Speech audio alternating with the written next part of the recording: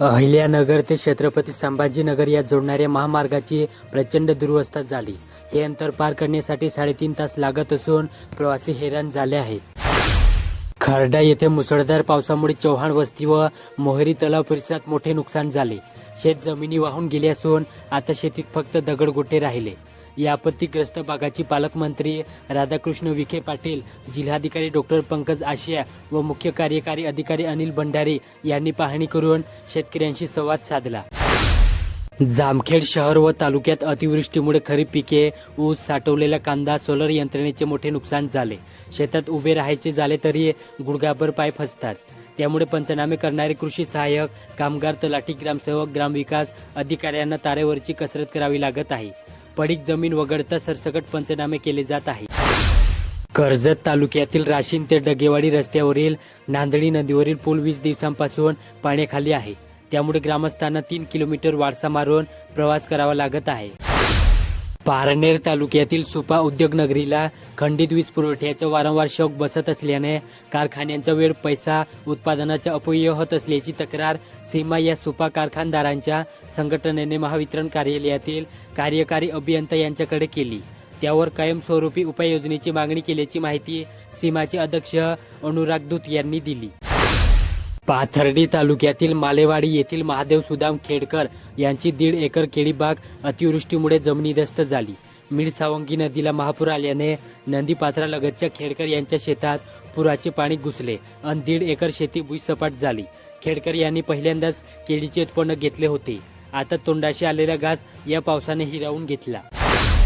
मिरजगाव येथे सीना धरणाच्या सांडव्यातून मोठ्या प्रमाणात होणाऱ्या विसर्गामुळे सीना नदीला मोठा पूर आला होता.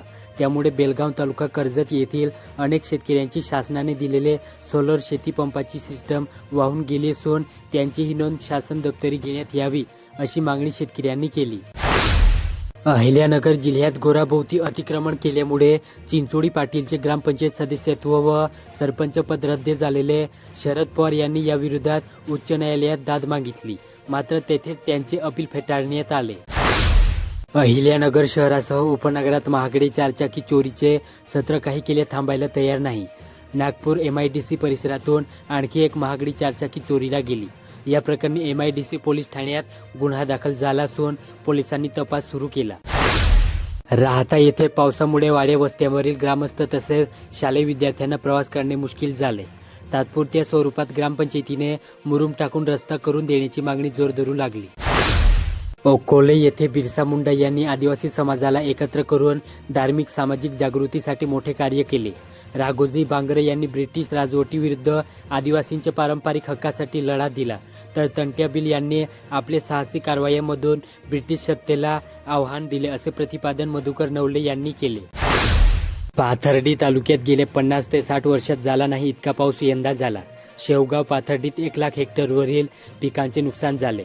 नाला बोंडिंग, पांजर तलाव, बंधारे, रस्ते, पुलाचे मोठे नुकसान झाले असून शासनाचे सर्व खात्यांनी एकत्रित काम करावे असे आदेश जिल्हाधिकाऱ्यांना दिले असल्याचे पालकमंत्री राधाकृष्ण विखे पाटील यांनी सांगितले. अहिल्यानगर जिल्हा सहकारी बँकेच्या सभेत सभासद शेतकऱ्यांच्या सहनशीलतेचा बांध फुटला. त्यांनी सभागृहात जागेवर उभे राहत सरसकट कर्जमाफीची मागणी लावून धरली.